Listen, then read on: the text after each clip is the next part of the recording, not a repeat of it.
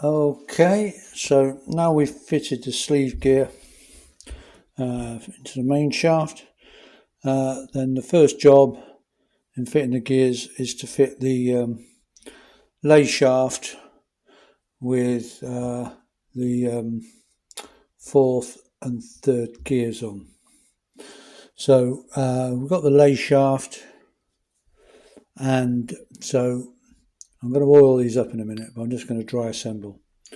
So we're going to put the third gear on with the dogs facing out of the casing, and then we're going to fit the fourth gear, and on one side of the gear there's a very slight shoulder. It's not very big, but that shoulder faces the bearing, so this side it slides, it's spline, it goes on those splines there, so that's fourth gear. And then we've got the inner race. I'll try not to touch it too much.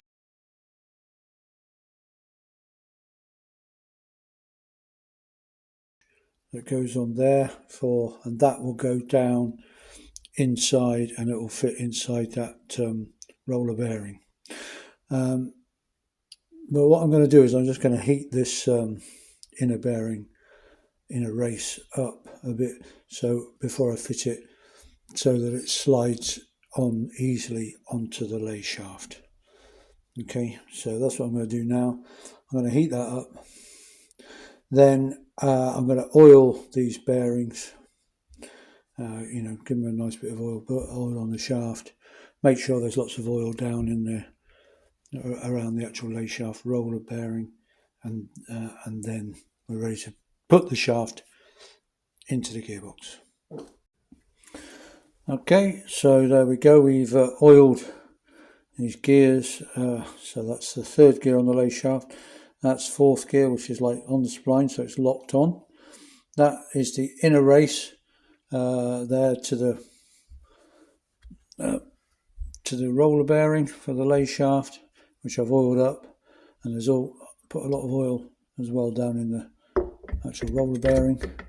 And there we're just going to put it in, mesh it with the teeth on the. There, we're in. We've gone straight in. There we are. So so that's just the first step now. So that's the lay shaft in with the third and fourth gears on.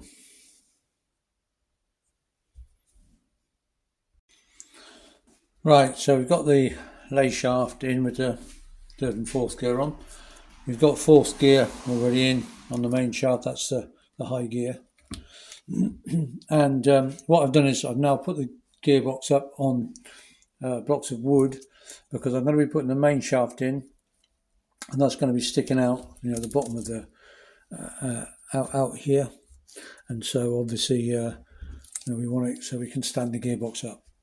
So I've got the main shaft, and and that it's this side, this sort of long side that goes in through the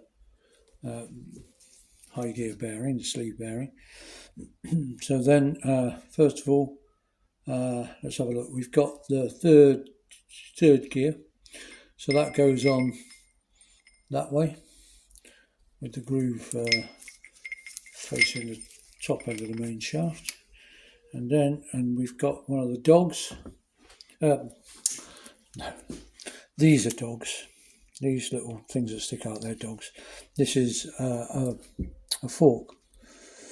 A selector fork. So again, I'm just going to put a bit of oil on that. I've put oil on the main shaft, and I'm going to put a bit more on the bearings, as they're plain bearings. Okay, obviously in the inside of the main shaft, the inside of the sleeve bearing high gear, so they need to be nicely lubricated. So that's, I'm going to put that on there. Okay, so the actual shaft of the selector fork is facing downwards towards the inside of the box. Just put a little bit more lube maybe on the main shaft. That's where it's going to go through on those plain bearings. And then I'm going to pop it in there.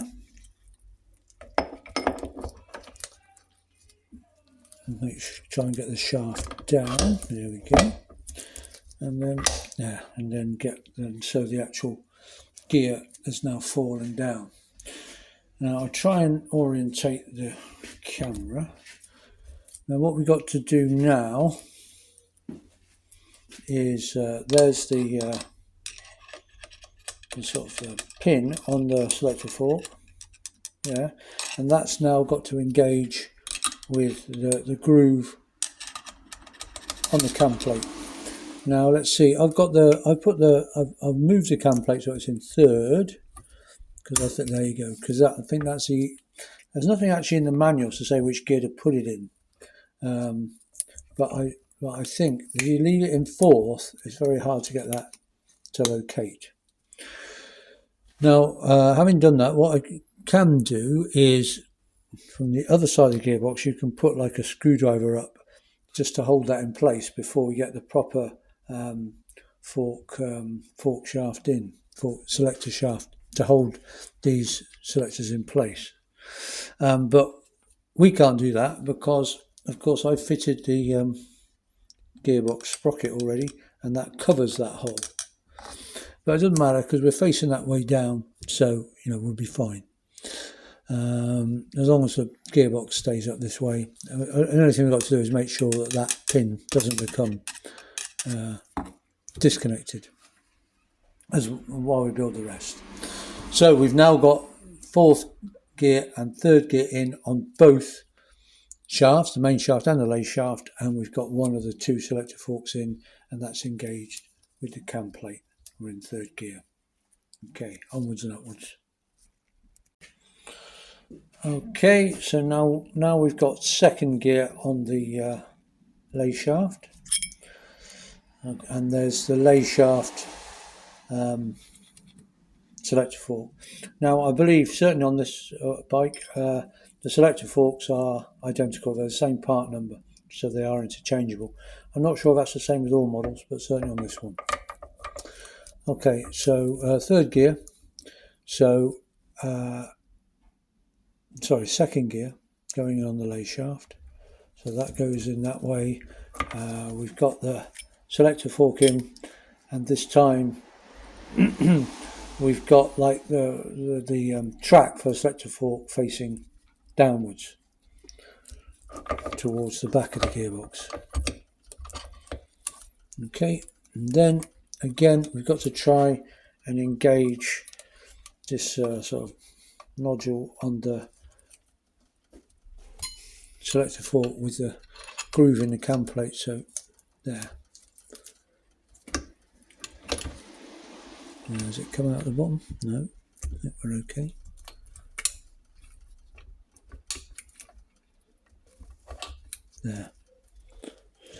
There, okay, so I think we're engaged, both selector forks are engaged. That's the lay shaft selector fork, and down the bottom is the main shaft selector fork. That's second gear on the lay shaft. Good, get in there. Obviously everything oiled as we go along. Okay, then we've got the main shaft second gear. Again, we've oiled the bush, and that goes in with the dogs facing downwards, facing the inside of the box, and it should mesh with second gear on the lay shaft. Good. 2 gears left, first gear on both shafts. Okay, and then finally, so we've got the 2 first gears. So we've got the first gear on the lay shaft. It's a big one. Don't forget, all the gears get bigger on the lay shaft as they come out, and they get smaller on the main shaft as they come out. So that just slides on there. Make sure that the fork's out of the way. It will be held out of the way, obviously, when we get the shaft in. We should better get the shaft in now. Right, okay, that's first gear. Then, of course, if you remember, we've got a new first gear on the main shaft because of the wear, which I can't find now. Yeah, because of the wear on this, the teeth of this old gear. Okay, and because of that wear, then we've replaced the can't focus it very well, but we've replaced that gear. So this is the replacement gear. Again, a bit of oil on the splines, and then that's fitted with the shoulder facing outwards. Just mesh it, try and mesh it, there we go. And there, those are all the gears. The gears are now in place. Obviously, still got things to do, but the gears are in place. Okay, we've got all the gears in. The next thing, we've got the selector fork shaft, which we're going to screw in. The thing to note is that where it screws in, the back of the gearbox is open hole. It's an open hole. It's not blind. So in other words, oil can come out. So what I'm going to do is I'm going to put, in my case, I'm going to put a little bit of Loctite on it. Not really I'm worried about the shaft coming out. I just using that to try and seal it so that oil doesn't get past the threads. So just a little bit of Loctite just to try and seal those threads a bit. Okay, then what we're going to do is I'm then going to oil the shaft above. So when it goes through the selector forks, whoops, I can't, I'm off camera, aren't I? There we go, okay. So then that slides down through the selector forks. I like to give it a bit of a wiggle, there we go, and make sure it's engaged. Yeah. And it's now screwing itself into the back end of the gearbox shell.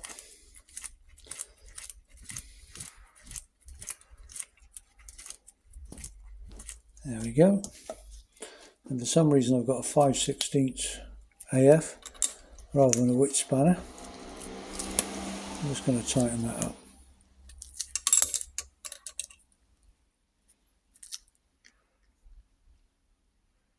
Okay, the end will be engaged in the, all these three ends will be in the housing, the inner casing, so they will be supported. Okay, there we go. I'm just going to run through the box a bit just to check that it all selects and so on. Okay, so that's all the gears assembled in the internal part of the gearbox. I've run the gears through up and down as best I can by turning the cam plate with the spanner. Now, it's always difficult on the bench because the gears aren't turning, the engine's not going round. So the shifts can be awkward. The main thing is to ensure that you can get all four gears, even though sometimes one of the gears doesn't want to engage, is because there's nothing turning around there. So I'm quite happy with it. I've gone up and down the box from first to fourth a couple of times. Third's been awkward to go down from, goes into third, and goes up, going down third to second. I have to jiggle it a bit, but then it's fine. So I'm quite happy with that because we haven't got these ends supported yet. That's sliding, the main shaft sliding about all over the place. So I'm quite happy that everything's working. It's just not working properly because the gearbox A isn't fully together and B, the engine's not turning around.